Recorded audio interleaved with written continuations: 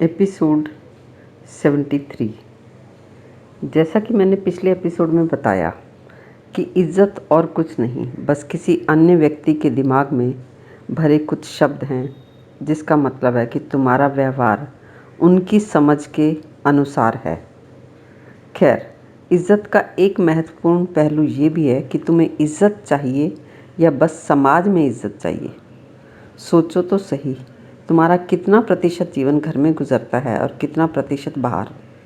मेरा rough estimate है कि बचपन, बुढ़ापा, बीमारी, छुट्टियां आदि को ध्यान में रखा जाए तो करीब करीब 60 to 65% से ज़्यादा समय तुम्हारा घर पर ही गुजरता है, और हाउसवाइफ्स का तो शायद 90% से भी ज़्यादा समय घर पे गुजरता है।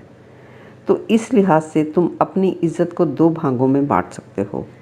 पहला भाग है बाहर की इज़्ज़त यानी समाज में इज़्ज़त, दूसरा भाग है घर में इज़्ज़त यानी पति द्वारा, बच्चों द्वारा और करीबी रिश्तेदारों द्वारा इज़्ज़त। बाहर की इज़्ज़त तो 75% लोग आराम से मैनेज कर लेते हैं, और जो नहीं कर पाते ठीक से, तो वो इज़्ज़त उनके मन की कोई ख़ास समस्या नहीं बनती।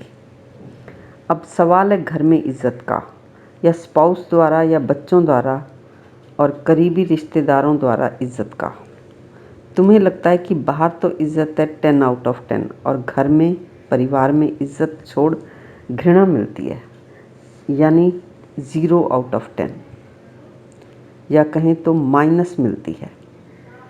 बाहर की इज़्ज़त तो समस्या बनती नहीं, और फिर अगर समाज में तुम्हारी आज इज़्ज़त है तो वो बनी ही रहेगी यदि तुम बाज़ार में, क्लब में, परिचितों के साथ उसी पुराने ढंग से चलते रहे तो। और जो तुम्हारे 2-4 एकदम करीबी हैं, वो तुम्हें तुम्हारे व्यवहार के हिसाब से इज़्ज़त देते ही रहेंगे। तुम्हारे घर में तुम जो भी करो, उससे कुछ खास फ़र्क नहीं पड़ेगा। अब सवाल है घर में इज़्ज़त का, या पति पत्नी द्वारा एक दूसरे की इज़्ज़त का। तुम्हें लगता है कि बाहर तो इज़्ज़त है और घर में इज़्ज़त छोड़ घृणा मिलती है, पर चिंता फिर भी तुम्हें बाहर की इज़्ज़त की ज़्यादा रहती है। शायद तुमने घर में इज़्ज़त की आशा ही छोड़ दी। तुमने अपना सारा जोर लगा लिया, पर परिणाम विपरीत निकले। मतलब ये कि इज़्ज़त की बजाय घृणा ही बढ़ी। क्यों?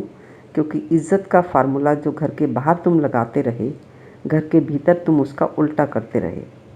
तुम्हें दिखता ही नहीं कि बाहर तुमने क्या किया। अपने आप को बाज़ार के, क्लब के, व्यवहार के नियमों के अनुसार ढाल लिया, और जितना जितना तुम उनके अनुकूल चलते रहे, उतनी ही मात्रा में तुम्हें इज़्ज़त मिलती रही। घर में तुमने किया इसका उल्टा, दूसरे को अपने अनुकूल ढालने की पूरी कोशिश करते रहे हो, यानी कि साम दाम दंड भेद सब हथकंडे अपनाते हो कि किसी तरह से तुम्हारी ही बात प्रिवेल कर जाए। इसमें कोई शक नहीं कि ये सब तुम घर की, स्पाउस की, बच्चों की भलाई के लिए करते हो। जो फार्मूला तुमने बाहर लगाया है वही घर में लगाते तो तुम्हारी 100% बाहर और 100% घर में भी वो इज़्ज़त होती जिसे तुम इज़्ज़त कहते हो। तुम्हारी लाइफ पार्टनर का मन भी वैसा ही है जैसे समाज के बाकी लोगों का, या जैसा तुम्हारा मन है। हस्बैंड वाइफ एक दूसरे की उतनी ही इज़्ज़त कर पाते हैं जितने कि वो एक दूसरे के अकॉर्डिंग होते हैं। और मान लो तुम्हारा स्पाउस शादी के समय 60% या 80% तुम्हारे अकॉर्डिंग था, तो तुम्हारा सारा फोकस बाकी के बचे हुए 20 या 40% पर रहता है, और जाने अनजाने में तुम चाहोगे या सहज ही प्रयास करते रहोगे कि वो तुम्हारी बातें समझे, तुम्हारा भाव समझे, जीवन, समाज, बच्चों, परिवार के बारे में तुम्हारा दृष्टिकोण समझे और 100% तुम्हारे अनुकूल हो जाए। वह मन तुम्हारी उतनी ही इज़्ज़त करेगा जितनी कि तुम उसके अनुकूल होगे। तुम्हारा मन भी सामने वाले की उतनी ही इज़्ज़त करेगा जितना कि वो तुम्हारे अनुकूल होगा।